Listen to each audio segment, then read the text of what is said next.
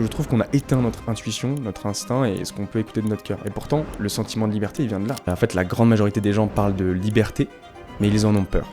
Pour moi, on a peur de cette liberté car notre éducation et la société nous a montré que le cadre, la prison, c'est un foyer d'accueil douillet, quoi. Les Français, le peuple, sans nous, le système n'est rien, les politiques ne sont rien, le gouvernement n'est rien, l'entreprise n'est rien. C'est comme moi qui crée du contenu, sans vous, je suis rien. En France, on te met dans un tunnel, dans un TGV. Tu prends le TGV jusqu'à 65 ans, et après tu peux kiffer à la retraite. Mais on est où là? C'est un délire. Bon les amis, épisode important, sujet important. Donc maintenant, le podcast s'appelle L'appel du large. Pourquoi ? Notamment aussi pour ce type de sujet. Et oui, parce que vous l'aurez vu dans le titre, aujourd'hui on va parler liberté. C'est très important parce qu'on parle tous de liberté. On se pose tous la même question. Pourquoi on cherche tous cette liberté ? Et surtout comment on fait pour vraiment être libre ? Et qu'est-ce que ça implique derrière ? Alors du coup, petit disclaimer, sache que j'ai mes notes en dessous parce que évidemment, pour aborder un sujet un peu plus profond que d'habitude, là on va pas parler de publicité en ligne, on va pas parler de marketing, on va pas parler de digital nomadisme, on va parler un peu plus philosophie si tu veux, on va parler de liberté. Donc du coup j'ai pris des notes parce que pour un sujet aussi important que celui-ci, pour être juste aussi, j'ai pris des petites notes. Donc voilà, je te rassure, c'est normal si je regarde souvent en dessous, juste en dessous de la caméra. Voyageant le monde, un rêve de nomade, de Paris aux éclats des vagues. Aujourd'hui on va répondre à la question suivante. Pourquoi on recherche tous cette liberté ? Et surtout, comment on fait pour être vraiment libre ? Et finalement, qu'est-ce que ça implique derrière ? Parce qu'en fait, aujourd'hui, on parle toutes et tous de liberté. Liberté d'expression, liberté géographique, liberté financière, liberté professionnelle. Moi, je suis d'ailleurs l'un des premiers à en parler, évidemment, notamment avec Shape Room et l'accompagnement. Donc, si tu regardes cette vidéo, ou si tu écoutes ce podcast, c'est que potentiellement, tu cherches cette liberté. Tu as envie de devenir libre. Ok, c'est un sujet potentiellement qui t'intéresse. Mais concrètement, qu'est-ce que ça signifie ? En fait, qu'est-ce que ça implique derrière ? C'est important de se poser la question parce qu'en fait, on voit souvent pas mal de formateurs en ligne, puis d'autres personnes aussi en ligne qui parlent de devenir libre, voyager tout en travaillant, être libre financièrement, etc. Mais le truc, c'est qu'en fait, on nous dit jamais comment on fait concrètement. Qu'est-ce que ça implique derrière ? Qu'est-ce que ça signifie vraiment ? C'est important de comprendre ce qu'il y a derrière parce qu'en fait, si on écoute seulement les formateurs en ligne, on prend leur formation miracle, ouais, ça y est, tu deviens riche après 2 semaines et tout, tu deviens libre financièrement. Bon, ça, on sait très bien que c'est de la merde, ok, donc ça on fait attention s'il vous plaît, on a des warnings rouges qui s'affichent. Donc là en fait, le truc c'est que dans cet épisode, ce qu'on va identifier, c'est ce qu'il y a derrière la liberté. C'est ce qui se cache derrière, parce qu'en fait derrière la liberté, il y a un chemin, il y a un état d'esprit, il y a plein de choses à savoir et à comprendre. Et surtout à connaître, en fait déjà à identifier en fait. Donc là on va aller plus loin que juste répondre à la question, comment on fait pour être libre ? Tu prends un taf en freelance, tu te lances à ton compte. Non, on va aller plus loin que ça, c'est vraiment un sujet plus... disons de l'ordre du mindset et en fait de l'ordre de la philosophie. Le truc c'est que tout ça, personne n'en parle vraiment, donc c'est pour ça que moi je souhaite en parler sur mon podcast et sur YouTube. C'est d'ailleurs notamment pour ça que j'ai renommé mon podcast L'appel du large, pour la simple et bonne raison que je souhaite donner plus de profondeur à ces sujets-là, que ça puisse répondre à ton appel du large, parce que si t'as envie de liberté, c'est que t'as envie de large, tout simplement, t'as envie de partir, t'as envie de fuir, t'as envie de devenir libre. Et donc c'est pour ça que ce genre d'épisode est pour moi très important. Donc le but de cet épisode, c'est de te donner donc les clés, du moins les clés de compréhension, pour que tu puisses accepter de devenir libre, avant de devenir libre. Parce que tu vas voir, il y a pas mal de choses qui se cachent derrière. En fait, la grande majorité des gens parlent de liberté, mais ils en ont peur. Parce qu'en fait, généralement, on n'est pas prêt à accepter ce qui se passe derrière la liberté. Avant d'attaquer le sujet, je mets un peu de contexte. Je dois te dire potentiellement, mais où est-ce qu'il est ? Parce que l'éclairage est pas fou, le background. Alors évidemment, je pense que tu te rendras compte que j'ai pas un studio de podcast et que là, je ne suis pas dans un studio de podcast que j'aurais pu louer. Parce que là, tu vois donc ici à ma gauche une sorte de cheminée un peu chelou. Dans le fond, tu vois un canapé orange et après, tu peux voir potentiellement un lit de couleur bleue. Enfin, il n'y a rien qui va quoi. C'est normal si derrière tu vois le petit store derrière qui parfois bouge. Parce que j'ai laissé la fenêtre ouverte, il fait un petit peu chaud. Donc je laisse le vent rentrer dans cette fameuse pièce. Alors je te mets un peu de contexte. Où je suis en ce moment, je suis au fin fond du Portugal. Là où j'habite, enfin là où je loge pendant environ un mois, un peu moins d'un mois. Allez, il doit y avoir 4-5 personnes. Mais genre je ne rigole pas, je suis 100% sérieux. Moi j'ai loué donc un Airbnb, mon proprio habite juste en dessous de moi, donc ça fait 2 personnes déjà. Et ensuite le village c'est, enfin pas le village mais cette bourgade, ce lieu-dit, on regardera la définition pour savoir vraiment ce qu'on doit dire. Mais c'est un endroit perdu en fait, c'est un endroit fantôme, c'est une sorte de petit village fantôme. Et vraiment j'ai vu 2 autres voitures, c'est tout. Donc allez, à tout péter on doit être 6, mais genre vraiment. Et j'avais pris un screenshot de Google Maps où j'ai dézoomé. Et on est vraiment au milieu de nulle part, je suis au milieu de la nature. Alors c'est ce que je recherchais. Je vous le rassure, il y a la fibre. Ça, c'était un critère hyper important. Et le proprio a mis la fibre dans le titre, en fait. Il a mis fibre optique en majuscule, je crois, carrément. Bref, c'est ce que je recherchais parce que là, pendant environ 2 semaines, je vais être tout seul, tranquille, au milieu de la nature. L'idée, c'est un peu de me lock-in, d'être seul avec moi-même et d'être concentré sur Shape Room, sur plein d'autres choses aussi, parce que je vis très souvent en coloc, en co-living, j'en parle très souvent un peu sur les réseaux. Et là, l'idée, c'est un peu de casser ça pendant 2 semaines pour être tranquille.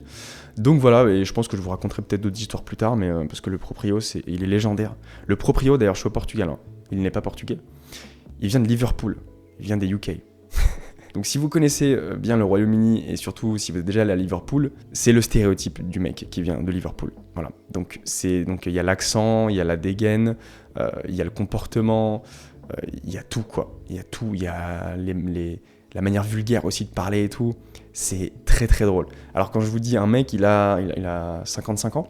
Bref, je vais pas raconter sa vie, mais bref, le mec il a totalement changé de vie, il est parti vivre là au milieu de nulle part. Juste il vit sa vie, il vit de son Airbnb là, que je loue par exemple, et sinon il est là au milieu de nulle part. Voilà quoi, il fait rien de spécial. Bon bref, voilà, je vous ai mis le contexte, et donc là du coup je suis dans un environnement un peu spécial, qui ne ressemble pas du tout à un sujet de podcast, ce qui est normal. Revenons-en à nos sujets, à ce qu'on va donc décrypter aujourd'hui. Au sujet de la liberté. Donc du coup, avant d'attaquer le sujet, qu'est-ce que je voulais te dire aussi, c'est déjà je me présente, parce que là je t'ai présenté le contexte, mais concrètement, si tu me découvres aujourd'hui, si tu découvres cette vidéo, si tu découvres ce podcast, qui je suis ? Écoute, enchanté, je m'appelle Nicolas Dorfman, j'ai 26 ans, je me qualifie comme entrepreneur nomade, donc je suis un entrepreneur et je suis nomade, donc pour moi ça donne entrepreneur nomade. J'ai fondé Shape Room, il y a maintenant à peu près 1 an. Shape Room, qu'est-ce que c'est ? C'est un écosystème pour freelance dans lequel tu vas retrouver un bootcamp. Donc c'est une formation dans laquelle je forme les salariés à devenir freelance media buyer, donc freelance expert en publicité en ligne. Donc dans Shape Room, tu vas également retrouver un collectif pour freelance. Donc il y a une communauté après le bootcamp, après la formation. Et j'ai également aussi une agence de publicité en ligne. Cet écosystème Shape Room a pour vocation à remplacer l'école. Ça, je le dis de plus en plus et je trouve que ça a de plus en plus de sens avec tout ce que je construis. Voilà. Si tu veux donner de la force à ce mouvement, si tu veux donner de la force à Shape Room, tu connais la chanson. Tu peux t'abonner, tu peux liker, tu peux commenter, tu peux aussi partager. Et non seulement ça va donner de la force à Shape Room et ça va me donner de la force à moi, mais aussi à toutes les personnes qui sont dans l'écosystème, qui sont dans Shape Room, qui sont dans le collectif. Parce qu'elles sont impliquées. Elles vont aussi devenir potentiellement ambassadeurs. On va travailler sur un système comme celui-ci. Donc c'est aussi donner de la force à ces gens-là qui se lancent en freelance. Revenons-en à nos sujets, encore une fois, pour la deuxième fois. Alors avant d'attaquer donc, le sujet de la liberté, juste disclaimer. Déjà de 1, je suis pas psychologue. Okay. Je suis pas expert en neurosciences. Je suis pas thérapeute. Je suis pas un vrai coach. Voilà. Tout ce que je raconte en fait ici, tous mes épisodes comme celui-ci, sont basés sur mon expérience, sur mes lectures, sur ce que je rencontre aussi dans le bootcamp, parce que dans le bootcamp, je fais aussi du coaching. Donc tout est basé sur tout ça. Et donc ici, pour résoudre cette fameuse énigme de comment on va devenir libre, et surtout de qu'est-ce qui se cache derrière, en fait, il faut comprendre qui est Osho. Parce qu'en fait, l'épisode aujourd'hui se base notamment sur les écrits de Osho. Donc notamment le livre qui s'appelle Le Courage. D'ailleurs, si vous ne connaissez pas Osho, je vais vous en parler très rapidement. Mais je vous conseille très fortement de lire Le Courage de Osho, parce que moi, personnellement, il m'a mis une claque. Mais juste, je vais vous faire un petit disclaimer sur le personnage de Osho, parce que qui est Osho ? Alors, moi, je le qualifie comme un gourou. D'ailleurs, il y a une série sur lui. Alors, c'est pas biographique, mais c'est une série sur une période de sa vie qui est très stylée, d'ailleurs. Hein. Franchement, l'une des meilleures séries que j'ai jamais vues. Ça s'appelle Wild Wild Country. Et en fait, vous allez comprendre qui il est. Et vous allez voir surtout l'histoire de fou. En fait, il a créé une communauté, enfin je vais vous expliquer qui c'est, mais il a créé une communauté un peu, une secte en quelque sorte, aux États-Unis, et c'est assez fou. Bref, en tout cas, Osho, de son vrai nom Rajni Chandra Mohan Jain, je sais pas si je prononce bien, mais bon, bref, j'ai essayé au moins. Il est qualifié comme philosophe indien, mystique et enseignant spirituel controversé, connu pour ses discours sur la liberté, la conscience, la méditation, l'amour, mais aussi pour ses positions radicales sur la société, la religion et les conditionnements humains. Ces enseignements ont inspiré des millions de personnes à travers le monde, notamment grâce à des ouvrages comme Le Courage. Ici, on va se baser sur son livre. Alors sur une petite partie d'ailleurs de son livre. Je pense que je ferai d'autres épisodes sur ce livre-là, parce que franchement, il y a plein de trucs, mais vraiment banger quoi. Donc il y a Le Courage, La Liberté, que j'ai fini de lire aussi, ou La Conscience, que je n'ai pas lu. Je tiens à préciser que dans cet épisode, je ne me positionne pas sur le personnage Osho ou sur la personne en elle-même. Je me concentre surtout sur ses écrits, sur ce qu'il divulgue, sur ses idéologies. Et en fait, moi, c'est surtout quelque chose que... Enfin, c'est un livre que j'ai lu et je me suis dit, putain, mais je pourrais en parler parce que il y a certaines choses auxquelles je crois, et il y a d'autres choses où je suis moins en accord avec lui. Voilà. Mais en tout cas, l'idée, c'est de faire une sorte de triptyque entre ce que je lis, mon expérience, et ce que je rencontre aussi en coaching avec mes élèves. Donc, disclaimer étant fait, on peut reprendre notre fameuse énigme et attaquer la partie 1. Pourquoi on recherche tous cette liberté ? Comment on fait en fait pour être vraiment libre ? Et surtout, qu'est-ce que ça implique derrière ? C'est parti, partie 1. Je vais commencer avec une petite citation du livre, donc de Osho, le courage. N'appelez pas cela incertitude, appelez-le étonnement. N'appelez pas cela insécurité, appelez-le liberté. Donc, on va attaquer aujourd'hui le sujet, donc dans la partie 1, l'incertitude et l'insécurité. Parce que selon Osho, selon ses dires, l'incertitude et l'insécurité constituent la liberté. Je vais m'expliquer. Donc déjà, l'incertitude. En fait, imagine si on savait toute notre vie. Tu vois, si on savait quand est-ce qu'on allait se marier, si on allait se marier ou pas, qui on va rencontrer, quel job on va avoir, combien on va gagner, est-ce qu'on va beaucoup voyager, bref, quand est-ce qu'on va mourir. Tu vois, t'imagines, tu sais toute ta vie. Bah, en fait, c'est comme regarder un film un samedi soir et le revoir le dimanche. Bah, tu sais tout, tu vois, genre, en fait, tu vas pas le revoir le dimanche parce que ça va te faire chier, quoi. Tu connais le film. Généralement, un film que t'as déjà vu, t'as pas forcément envie de le revoir, sauf si c'est un banger. Ta vie, tu sais tout de ta vie, t'as une vision, et tu te dis, bah, bon, bah, pas fou, quoi. Est-ce que t'aurais forcément envie déjà de la vivre, et puis aussi de... Bah, en fait, c'est ça, en fait, est-ce que t'aurais envie de la vivre parce que tu la connais déjà ? Pourquoi je te donne cette image-là ? Parce qu'en fait... ça corrobore avec la certitude. C'est-à-dire qu'aujourd'hui, dans notre société, je trouve, et dans la manière dont on est éduqué, on veut que tout soit plus ou moins certain. Et je vais te donner un exemple très simple. La certitude amène la routine. Aujourd'hui, on a un mode de vie qui est assez routinier. On est d'accord, on se lève tous les jours quasiment à la même heure. On est en métro, boulot, dodo, ou alors on est en voiture, boulot, dodo. On travaille 5 jours par semaine, 8 heures par jour, des choses comme ça. Ce que dit le livre dans Osho, et ce que je partage aussi, parce que j'ai vécu les deux, j'ai vécu la routine, et comme je vis, j'ai une sorte de routine aussi aujourd'hui, mais je casse la routine avec, là par exemple, je vous l'ai dit, je suis nulle part, je suis au Portugal, bref, je casse la routine parfois, et puis je m'arrange, je suis flexible, je choisis mes horaires, je choisis mes vacances, etc. Mais en fait, ce que je veux dire par là, c'est que la certitude amène la routine, et la routine amène, je trouve, à l'extinction de notre flamme intérieure. Parce qu'en fait, quand tout est certain, quand on connaît notre lendemain, quand on sait exactement comment notre vie va se dérouler, en fait l'excitation n'est plus là. Encore une fois, je te remets l'image du film que tu as déjà vu. T'es pas excité parce que tu l'as déjà vu, tu connais tout. Donc en fait tu vibres beaucoup moins, tu vois. Et je peux donner une autre image aussi, c'est comme un match de foot ou une finale de Roland-Garros. Et c'est d'ailleurs pour ça que t'as pas envie d'être spoilé.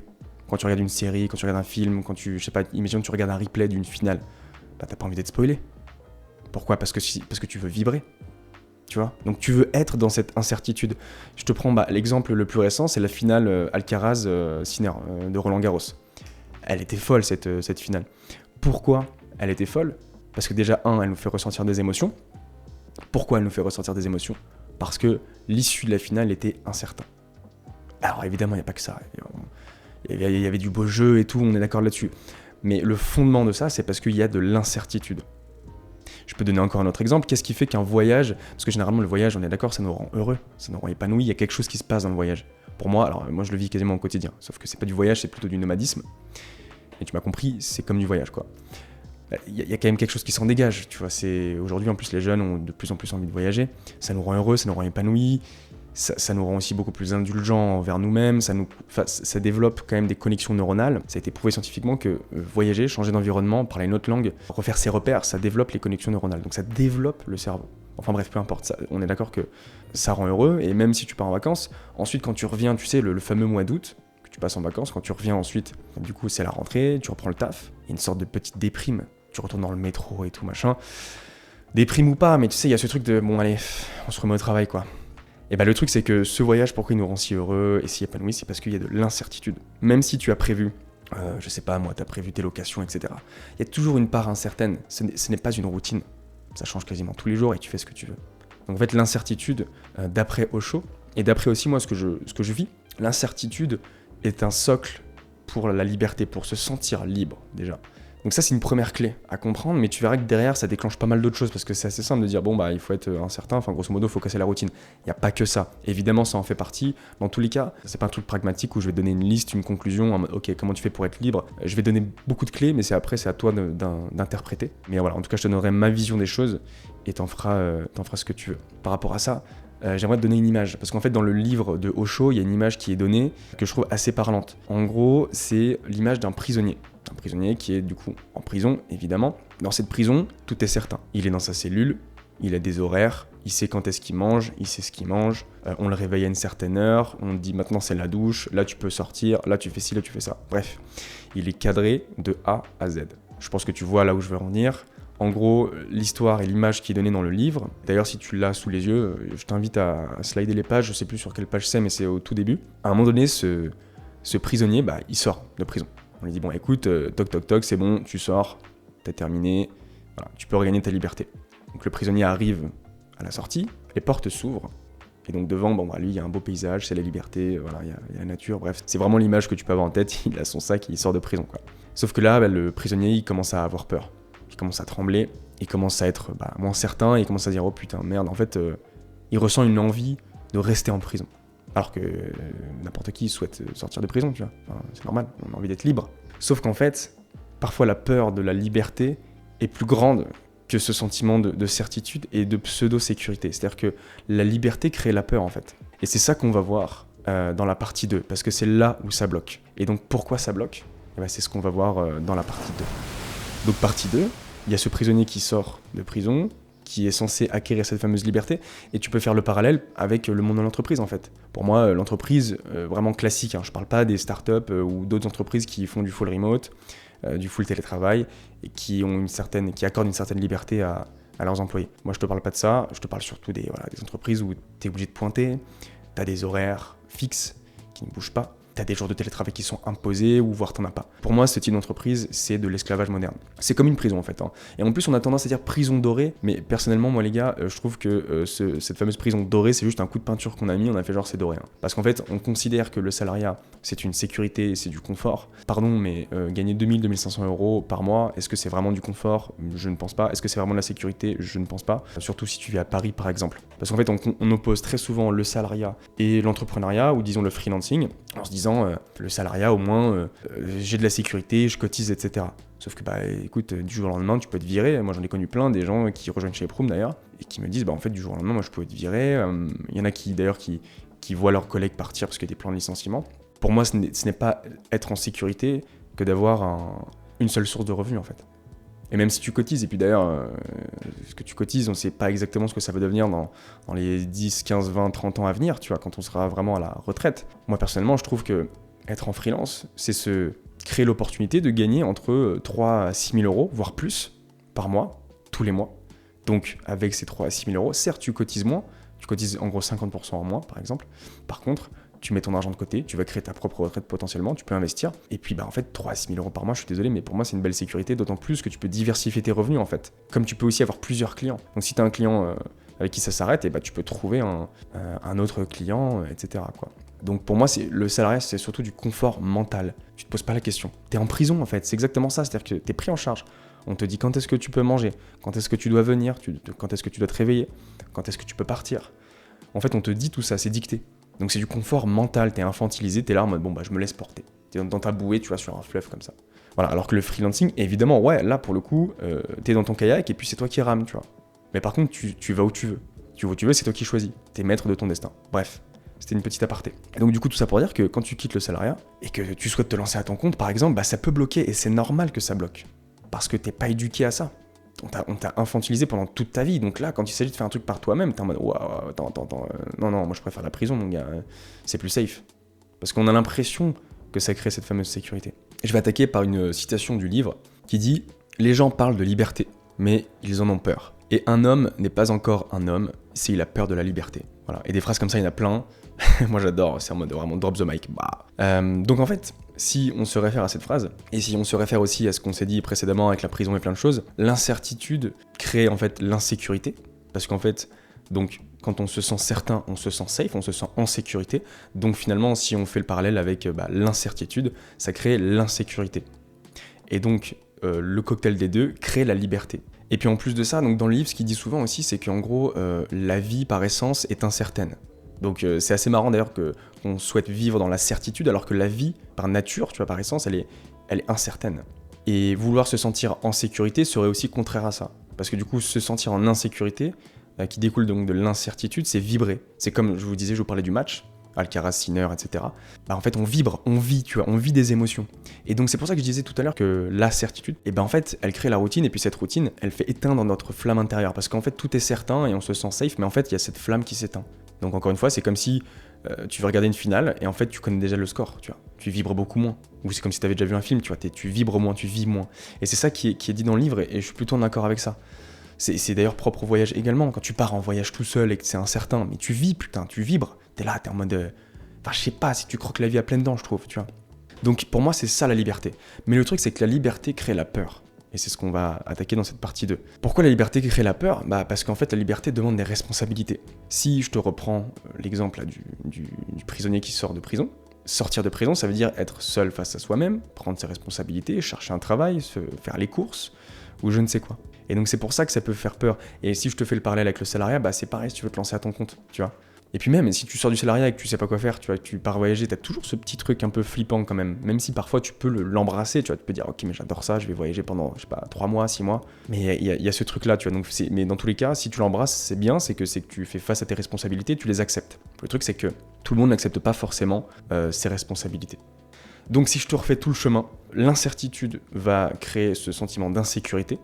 Ok, je te disais donc la certitude crée le sentiment de se sentir safe, de se sentir en sécurité. Donc incertitude et insécurité créent la liberté. Ok, sauf que la liberté donc va créer des responsabilités parce que les deux vont ensemble. Et bah ça va déclencher donc des peurs. Et donc en fait face à ces peurs il y a deux choix. C'est soit on accepte l'incertitude et l'insécurité.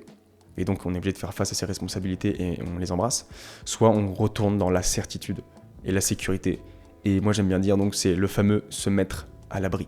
Parce que le truc c'est qu'on est souvent éduqué comme ça, faut faire attention. Faut faire attention, il faut des diplômes, il faut 5 ans d'études, il faut mettre de côté, il faut investir, il faut l'appartement. Il y a toujours ce truc de sécurité, c'est très français d'ailleurs. C'est vraiment la différence, j'en reparlerai tout à l'heure, mais le fast track versus fail fast. Fast track c'est rapidement sur les rails. Donc en gros rapidement sur les rails c'est rapidement te mettre en route, trouver ton chemin, les diplômes, les trucs, le travail. Par exemple typiquement en France, si tu fais une pause de 6 mois, que tu voyages et qu'après tu retrouves un taf, c'est mal vu. Là où aux États-Unis, donc aux États-Unis c'est fail fast, qui s'oppose au fast track. Fail fast, c'est échouer rapidement. Donc grosso modo, c'est itérer rapidement, quoi. C'est un peu ça, tu vois. C'est essayer d'apprendre rapidement. Et donc aux États-Unis, si tu voyages pendant 6 mois et que tu dis pourquoi et que tu mets du sens à tout ça, bah en fait, y a pas de problème. Et puis même si t'échoues, c'est pas problématique. Donc voilà. Donc en fait, au fond, on cherche tous cette liberté, mais en fait, sans les inconvénients. On veut sortir de la prison, mais on veut pas les inconvénients. On veut toujours, je sais pas, cotiser. On veut toujours... Moi, il y en a beaucoup d'ailleurs qui veulent rejoindre le Shape Room et qui cherchent des options de financement. Ce qui est normal, tu vois, on a tous envie d'avoir un maximum d'argent et d'être maximum confortable, de ne pas se mettre en danger. Mais le problème, je trouve, de notre société et de notre éducation, c'est ça. C'est qu'en fait, on a tellement d'aides de partout qu'en fait, ça nous bloque dans notre prise de décision. Parfois, il y a des gens qui, en fait, ne passent pas à l'action, ne se lancent pas en freelance et restent dans leur taf qu'ils n'aiment pas. Ils me le disent concrètement, ils en ont marre, ils sont presque au burn-out, mais ils ont l'argent, hein, ils ont l'argent pour se lancer. Mais le truc, c'est que c'est psychologique. En fait, vu que si en fait, c'est trop cher à tes yeux, entre guillemets, déjà, c'est que tu n'as pas forcément pris conscience du problème potentiellement et de ce que tu peux obtenir, mais surtout, on nous a tellement habitués à être dans la sécurité, à mettre de côté, à cotiser, à avoir des aides. En fait, on est infantilisé et quand il s'agit de prendre ses responsabilités et du coup de sortir de prison, de faire face à cette liberté et ses responsabilités, et ben en fait, on est là, on a peur et on retourne en prison. Et le truc, c'est que la liberté et le confort de la prison, les deux ne vont pas ensemble. Ça, on est d'accord là-dessus. Et le truc, c'est que on reproduit, en fait, je trouve, un schéma d'enfance. Parce qu'en fait, quand on est jeune, on se sent plutôt libre. Souvent, on a cette impression-là. Enfin, en tout cas, moi, c'est l'impression que j'en ai. Donc là, je vous parle plutôt, moi, de mon avis à moi, et c'est pas trop basé sur le livre, hein, évidemment. Comme vous avez pu le voir, là, je m'inspire du livre, et puis après, je redis ça à ma sauce. Et en fait, quand on est jeune, vers les 18 ans, tu vois, dans ces eaux-là, je parle, hein, c'est le lycée et un peu après, on a la liberté de sortir, de voyager. Et puis en fait, on a le confort de papa et maman. On a le confort, on n'a pas beaucoup d'argent, mais on se sent plutôt libre. Donc quand on est chez papa et maman, qu'on a du coup ce côté safe, en fait, ce côté confort, et qu'en plus de ça, on a la liberté, on commence à avoir la liberté de pouvoir voyager, pouvoir sortir, parce que peut-être qu'on travaille à côté, ça crée cette insouciance. Et cette insouciance, elle est fondamentale pour la liberté, je trouve. Et il y a aussi ce truc de on découvre la vie. Et ça pourrait être encore un autre sujet, découverte de la vie, parce que franchement c'est un sujet intéressant. En fait, est-ce qu'il faudrait pas être en découverte constante ? Et ça corrobore avec ce que je disais au début, la citation que je vous disais, n'appelez pas cela incertitude, appelez-le étonnement. Sous-entendu, donc l'incertitude dont je vous parlais, en fait le mot n'est pas bon, ce serait étonnement, le meilleur mot. Donc si je vous dis encore une fois le match Alcaraz-Sinner, on était étonnés. En mode waouh, c'est fou, bref, émotion quoi. Donc intéressant en fait, est-ce qu'il ne faudrait pas être en découverte constante et cultiver cette fameuse insouciance? Je trouve ça intéressant qu'on a quand on est jeune et qu'on a moins plus tard. Pourquoi? Parce qu'en fait plus tard on fait face à nos responsabilités, mais vu qu'on est mal éduqué là-dessus et qu'on est très sur la sécurité, etc., bah ça peut en fait poser problème et je trouve que c'est ce qui réduit notre insouciance. Voilà, on va plus dans la sécurité, dans l'incertitude parce qu'on a peur en fait. Vraiment, je trouve qu'on grandit dans la peur, c'est un truc de fou en vrai. Là je m'en rends compte encore plus quand je vous en parle, c'est un truc de fou quoi. Donc bref, et puis le cerveau est bien fait en fait, il oublie que quand on était jeune, on était infantilisé par l'école, par le système et par nos parents. Donc on a l'impression, je me rappelle, moi j'ai ce sentiment de cas de liberté et tout machin, mais on oublie qu'on était infantilisé quoi. Et en fait je trouve qu'on reproduit ces schémas par la suite. Ensuite, en entreprise, avec le gouvernement aussi, tu vois, on attend beaucoup du gouvernement, on attend beaucoup de l'entreprise en fait. On ne se prend pas trop au sérieux et je trouve qu'on ne prend pas nos responsabilités comme il se doit. Alors je trouve que, je vais peut-être nuancer un peu mon propos parce que je trouve qu'avec les jeunes générations, il y en a de plus en plus qui se lancent déjà très très tôt, c'est un truc de fou d'ailleurs, hein. J'en ai vu à 17 ans, 18 ans, 19 ans qui se lancent en freelance, qui lancent leur business et tout, donc peut-être que c'est en train de changer franchement et je l'espère fortement. Mais enfin bref, tout ça pour dire que pour nous ça nous paraît normal d'être infantilisé, surtout quand on est enfant, et je trouve ça intéressant de se poser la question de laisser plus de liberté aux enfants. Pourquoi pas? Parce que c'est pas parce qu'on nous dit de faire comme ça que ça doit être comme ça. Et en fait ce qui est intéressant c'est de se comparer aux animaux. Je trouve ça intéressant, parce qu'en fait un animal quand il naît par exemple, il se démerde quoi. Genre, je sais pas, je prends un éléphant par exemple, le machin il naît, l'éléphant il naît, bah, il se débrouille, tu vois. Alors, il y a la maman qui est là, qui protège, et on est d'accord, mais c'est assez instinctif, et c'est de l'intuition et de l'instinct, quoi. C'est-à-dire que l'éléphant, il va apprendre à marcher tout seul, il va un peu s'éduquer tout seul et tout, voilà, quoi. T'es un peu livré à toi-même, quoi. Je trouve que les animaux, quand ils naissent, du coup, ils ont vraiment ce truc, c'est leur instinct et leur intuition qui guident tout ça. Là où nous, je trouve qu'on a éteint un petit peu cet instinct et cette intuition. En fait, on est beaucoup plus dans le mental, dans la tête et aussi dans les éléments extérieurs en fait. C'est pour ça que d'ailleurs on est les seuls animaux sur Terre, parce qu'à la base on est des animaux, où on est très matérialiste en fait. On a vraiment extériorisé beaucoup de choses. On a extériorisé pour combler ce qui nous manque à l'intérieur en fait. Donc, et maintenant c'est le mental qui dirige en fait. Ce n'est plus notre instinct et notre intuition. Et d'ailleurs c'est toute une problématique, je sais pas si vous vous renseignez un peu sur le sujet, mais le fait d'écouter son corps, d'écouter son cœur, son intuition, son instinct, c'est des choses où on doit être rééduqué à ça quoi. Et c'est fou, on devrait en fait avoir le mode d'emploi dès le début. C'est comme si, en fait, on a un corps, on a un corps humain, mais on n'a pas le mode d'emploi. On nous dit, bah c'est comme ça et tu fermes ta gueule, quoi. C'est comme si, je sais pas, tu vas chez Ikea, tu prends une table, tu veux monter ta table, mais il n'y a pas de mode d'emploi. Si t'as pas de mode d'emploi, tu la montes mal ta table, tu vois, genre t'as 3 pieds, tu sais pas comment ça se passe et tout. Donc en fait on est baigné dans cette vision depuis tout petit, cette vision de la sécurité, être infantilisé, et en tant qu'adulte on reproduit donc ces schémas, donc on attend beaucoup du gouvernement, de l'entreprise, et ça se traduit aussi par ce que fait le gouvernement et l'entreprise. C'est-à-dire que comme nous on est infantilisé, alors encore une fois moi je trouve que la responsabilité pour moi vient du système, vient de la manière dont c'est construit. Et c'est un cercle vicieux parce que plus il y a ce système structuré avec des interdictions, des règles, des amendes et tout le bordel quoi, plus on est infantilisé et donc plus ça renforce ce truc là, donc plus le gouvernement et l'entreprise doivent mettre des règles et un cadre en fait. Sauf que pour moi il y a un moment donné où ça va plus fonctionner. Mais il y a ça, donc il y a les interdictions, les règles, les amendes et tout, et pas mal de choses. Et en entreprise c'est pareil, il y a des horaires, il y a des managers, il y a des règles, il y a des interdictions, et il y a pas des amendes mais peut-être qu'il y a des petits blâmes quoi, des trucs comme ça. Et donc, on cherche tout de même cette petite liberté. Donc ça se traduit par le télétravail. Et le Covid d'ailleurs a mis tout ça en lumière et c'est très très bien. Mais donc on cherche le télétravail, les vacances, les horaires. Et voilà, on a un petit peu de liberté. C'est comme le prisonnier, mais il a une permission de sortir un peu quoi. Mais il garde le confort. Il garde un peu le confort, le confort mental, je préfère dire ça, de l'entreprise. Donc bref, le truc c'est que tout ça c'est pas de notre faute. Enfin je trouve, hein, c'est pas vraiment notre faute, c'est le système et c'est l'éducation qui favorise ça quoi. Parce que ça nourrit le système, on a besoin de nous pour maintenir un système, pour maintenir la société, on a besoin de nous pour créer de la richesse en fait, et pour faire tourner le pays, pour faire tourner notre belle France. Donc alors je suis pas en train de, parce que ça peut paraître très conspirationniste, mais au pire, je m'en bats les couilles, hein. Si vous considérez que je suis un conspirationniste, j'en ai rien à foutre. Mais je trouve que c'est un peu ça en fait, le système est fait pour que... C'est pour ça que j'aime bien qualifier le truc de esclavage moderne. C'est-à-dire qu'on a besoin de nous, et c'est un fait en fait, on a besoin d'un peuple, on a besoin de la masse pour faire tourner un pays, créer de la richesse, parce qu'en fait, sans nous, quand je dis nous, c'est les Français, le peuple. Sans nous, le système n'est rien, les politiques ne sont rien, le gouvernement n'est rien, sans nous, l'entreprise n'est rien. C'est comme moi qui crée du contenu, sans vous, je suis rien. Sans vous, j'ai pas d'entreprise non plus en fait. Et donc c'est important de le comprendre et de se remettre au centre de notre attention. Parce que c'est nous qui sommes créateurs de tout ça en fait. Donc même si le système a une responsabilité, on a aussi notre propre responsabilité. Mais bon, franchement moi ce que j'aime bien dans tout ça, c'est que je trouve que les nouvelles générations, Alors après, est-ce que c'est mon prisme ou pas, mais je trouve qu'il y a quelque chose qui commence à changer. Il y a de plus en plus de jeunes qui prennent conscience de ça, qui créent leur propre business et qui se lancent. Et je trouve ça vraiment stylé. Mais quand je vous dis des jeunes, c'est du 17 ans, quoi, 18 ans, 19, 20, c'est impressionnant, quoi. Et c'est intéressant parce que du coup, il y a pas mal de choses qui corroborent avec ça. Il y a le yoga, il y a la spiritualité. Et parce qu'en fait, on commence, je trouve, à remettre au centre de notre attention et de notre intention, notre cœur, notre instinct et notre intuition. Parce que c'est ce que je vous disais tout à l'heure, c'est en gros, je trouve qu'on a éteint notre intuition, notre instinct et ce qu'on peut écouter de notre cœur. Et pourtant, le sentiment de liberté, il vient de là. Il vient surtout du cœur. Et donc en fait, si on n'apprend pas à écouter notre corps, notre cœur, je trouve que c'est difficile d'aller vraiment chercher cette liberté parce qu'il y a le mental qui va faire barrage et le mental qui, lui, est sensible à cette sécurité, cette incertitude. Enfin, cette certitude, du coup, et cette sécurité. Et en fait, c'est paradoxal parce qu'en gros, on pense que la sécurité et la certitude amènent cette liberté. On se dit, on va mettre à l'abri, on me met de côté, et donc du coup, je vais être libre. Je sais pas trop pourquoi d'ailleurs, mais il y a un peu ce truc-là, tu vois. Mais est-ce que cette sécurité et cette certitude ne créerait pas justement des chaînes qui nous retiennent en prison, justement? Et c'est ce qu'on va voir dans la dernière partie, la partie numéro 13. Bon, 3. C'est parti.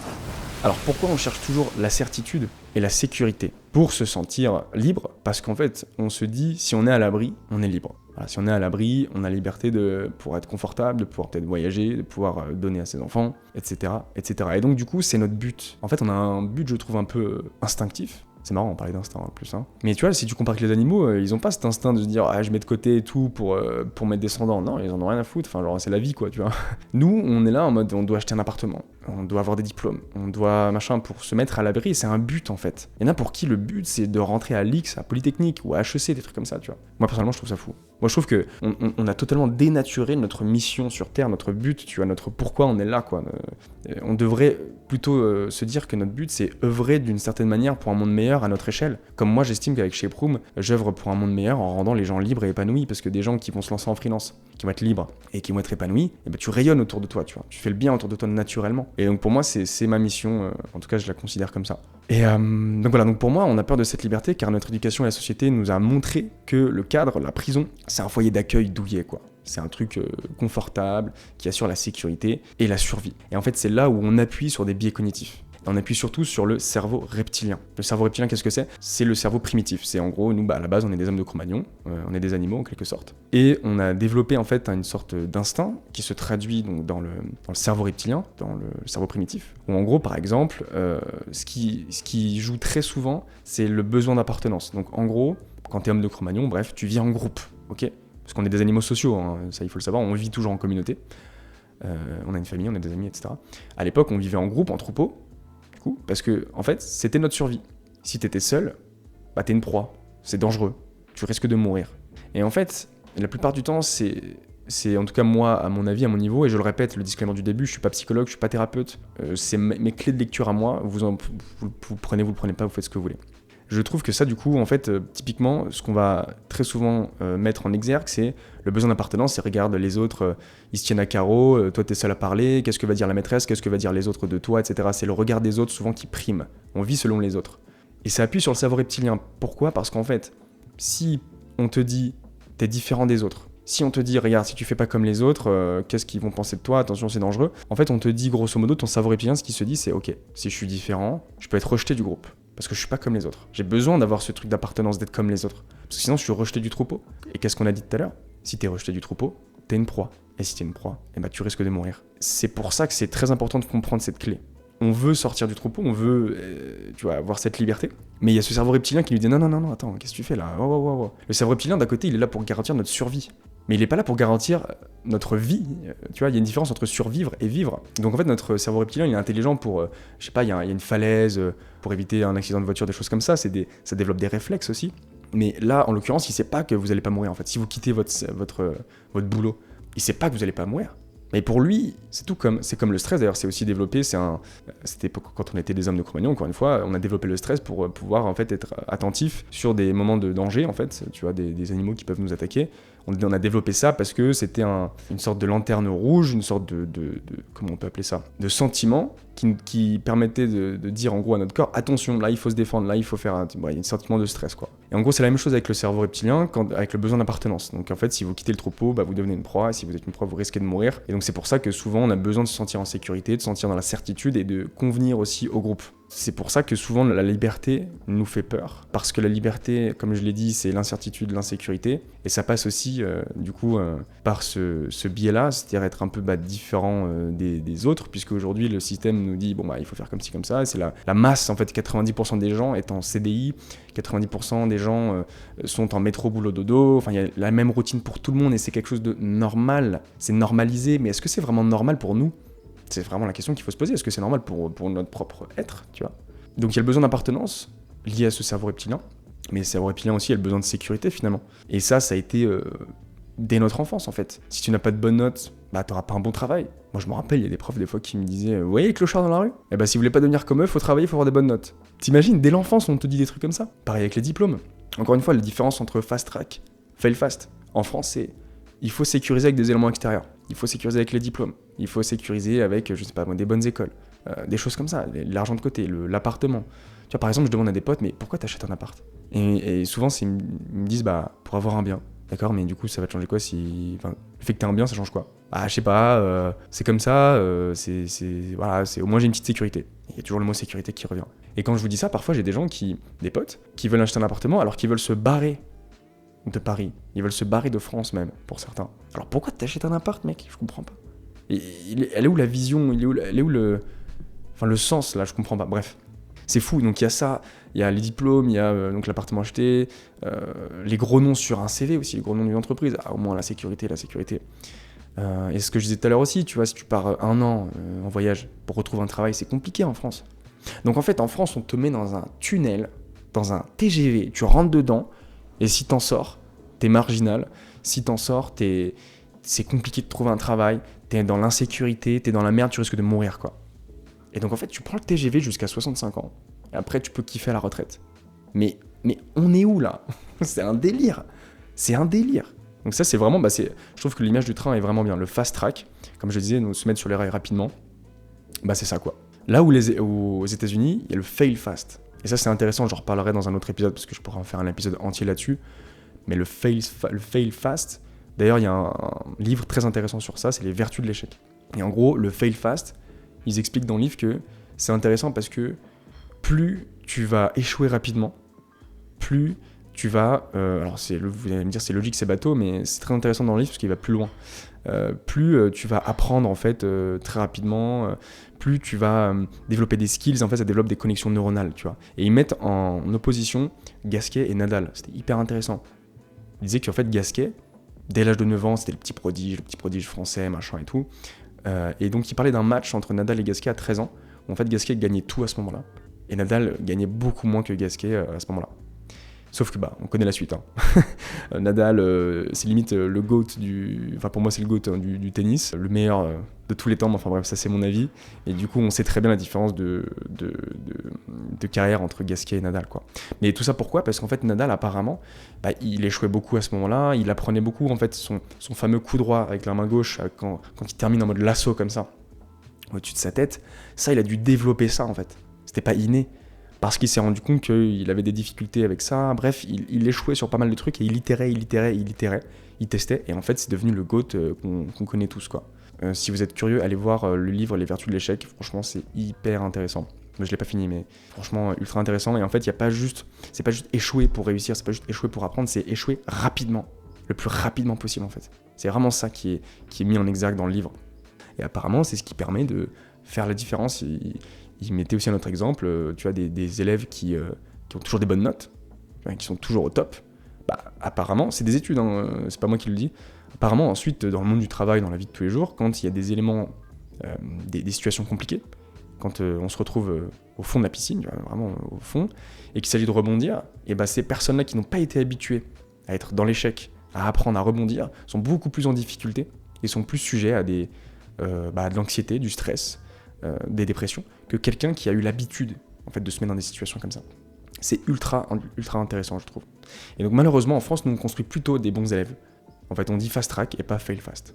Bref. Donc en fait, en France, j'ai l'impression que la survie est plus importante que la vie. Et ça, je trouve que c'est problématique. Voilà, tout ça pour dire que en fait, c'est tout ça, tout ce dont je vous parle, ce ne sont que des éléments extérieurs. En fait, on se rassure par l'extérieur. Et en fait, on crée cette sécurité de l'extérieur, mais en fait, n'oublions pas que tous les besoins qu'on a à l'extérieur vont combler un manque intérieur en fait. Et on nous apprend pas à voir d'abord ce qu'il y a à l'intérieur, parce qu'en fait, moi j'aime bien une phrase qui dit que pour changer son monde extérieur, il faut d'abord changer son monde intérieur. Donc si vous voulez devenir riche par exemple, je prends un exemple tout con, et il faut d'abord être riche de l'intérieur. Si vous voulez être libre, il faut d'abord être libre de l'intérieur.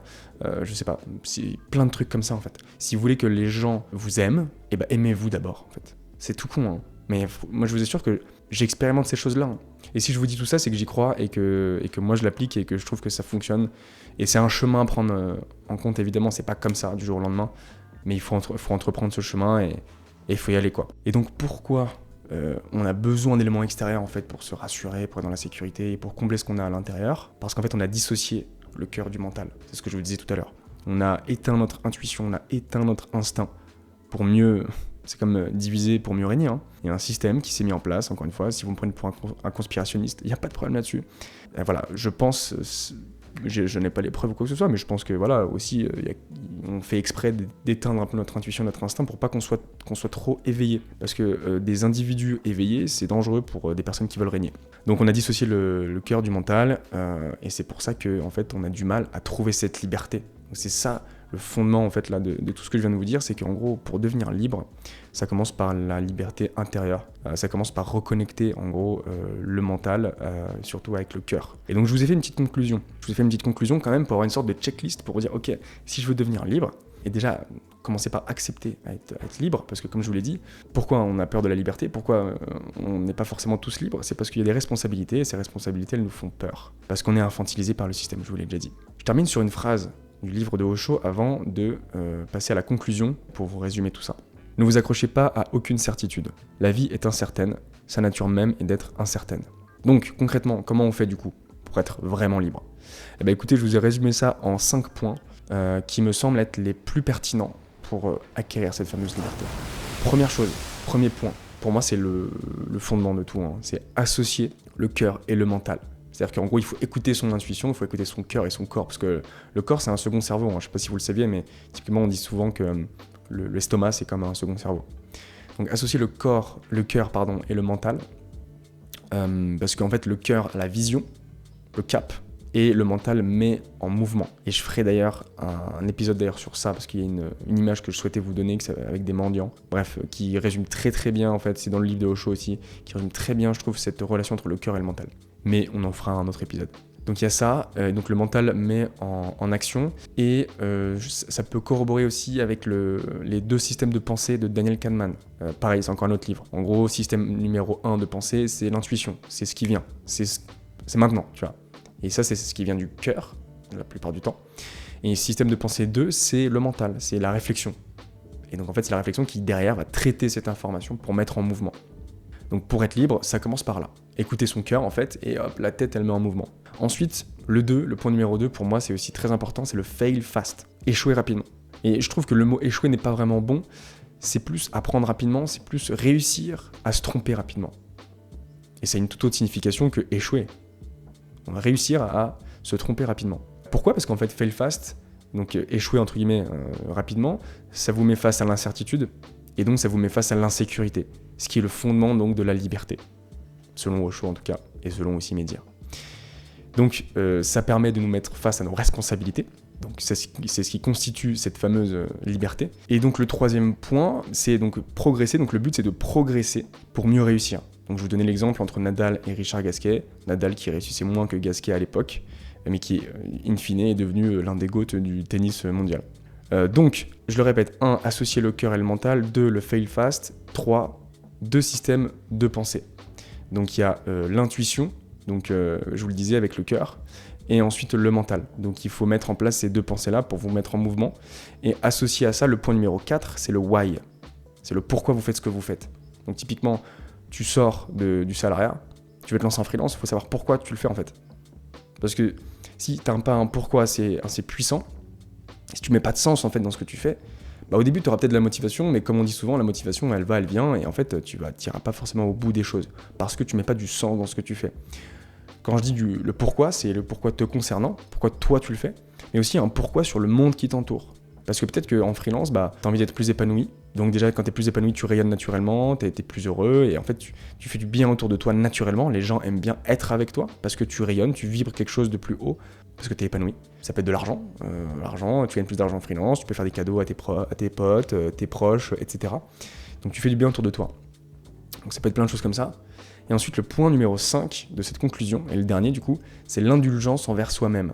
Parce qu'en fait, je pense qu'on voit pas mal de trucs comme ça sur les réseaux sociaux. C'est voilà, tu veux réussir dans la vie, il faut y aller, il faut se mettre un coup de pied au cul. C'est un peu le hustle mode, tu vois. C'est voilà quoi, c'est tu fermes ta gueule et t'avances.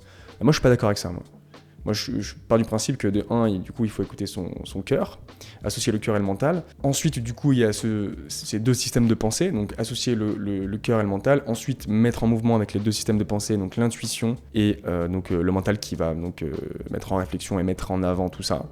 Notamment aussi faire des étapes, enfin voilà, truc très pragmatique. Et en fait, l'indulgence envers soi-même, c'est se dire, là, c'est notre cap, c'est notre vision des choses, c'est ce qu'on veut atteindre, c'est notre liberté. Mais il faut s'accorder aussi le temps de le faire. Donc on peut appeler ça la stratégie des petits pas. En fait, posez-vous la question de quels sont les plus petits pas possibles que je peux faire au quotidien pour pouvoir avancer vers cette fameuse liberté en fait. Donc si vous souhaitez vous lancer en freelance, c'est quels sont les plus petits pas possibles, les plus petites actions possibles que je peux mettre en place pour me lancer en freelance. Et donc, il faut aussi considérer que c'est quelque chose de nouveau. Vous apprenez peut-être un métier, vous apprenez à vous lancer, à trouver des clients, plein de choses. Bref, même l'environnement est différent. Et donc il faut être indulgent envers soi-même. Pourquoi ? Parce qu'on nous a habitués à être dans la sécurité, dans la certitude. Vous n'êtes pas habitués à être dans l'incertitude et l'insécurité. Donc c'est une nouvelle éducation qui arrive. Et je pense que c'est très important d'aller aussi à l'inverse de l'éducation qu'on a. C'est-à-dire qu'avec les notes, l'éducation qui est assez punitive, on blâme l'échec, il faut des diplômes.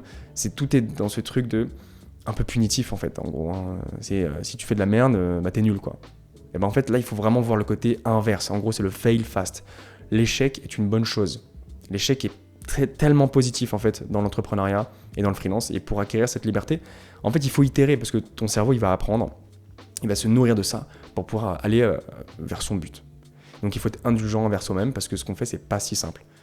Vouloir sortir de prison, quitter cette éducation, quitter ce système, et encore, c'est pas vraiment le quitter, c'est l'utiliser d'une autre manière, mais de l'autre côté, quoi, en quelque sorte. Et donc ça, on n'est pas habitué finalement, on n'est pas éduqué à ça. Donc c'est toute une éducation, peut-être même 20 ans d'éducation, qu'il faut adapter, qu'il faut faire évoluer. Donc il faut être indulgent, il faut se laisser le temps. Écoutez, c'est la fin de cet épisode. En plus de ça, ma caméra elle commence à chauffer. Voilà, merci à vous de m'avoir écouté. J'espère que cet épisode va vous être utile, parce que c'est le but. C'est pour ça que j'ai renommé mon podcast L'Appel du Large, et c'est pour ça que je me mets à faire des épisodes comme celui-ci, pour essayer de divulguer ma pensée, pour vous donner des clés de compréhension. Donc j'espère que ça va vous être utile et n'hésitez pas à le partager si ça peut servir à d'autres personnes. Donc donnez de la force à Shape Room, donnez de la force à tous ces épisodes parce que je pense qu'on a besoin d'entendre des choses comme ça de plus en plus. Les Français ont besoin de ça également. Et voilà, j'espère que vous pouvez m'aider à faire rayonner le message, à faire rayonner toutes ces pensées-là parce que c'est important de pouvoir prendre en compte que pour que notre pays puisse bien vivre et pour qu'on puisse être tous heureux et bien vivre, ça commence par la liberté, l'épanouissement et la sérénité. Et pour ça, ça passe par l'intérieur notamment et aussi par la déconstruction de ce qu'on nous a appris. En fait, en tout cas en partie, il faut déconstruire en partie pour reconstruire quelque chose de nouveau qui est plus aligné avec ce que vous souhaitez, avec ce que vous recherchez et avec ce que vous avez à l'intérieur. Voilà, parce qu'il y a des gens qui adorent le salariat et c'est très bien comme ça, et d'autres qui ont envie de liberté, d'autres qui ont envie de voyager, d'autres qui ont envie d'être en freelance. Bref, peu importe. Donc voilà, encore une fois, merci pour votre temps, merci pour votre écoute. J'espère que ça vous aura plu, j'espère que cet épisode est utile pour vous. Si c'est le cas, abonnez-vous, commentaire, like, partagez, et puis on se retrouve très bientôt pour un prochain épisode. Ciao.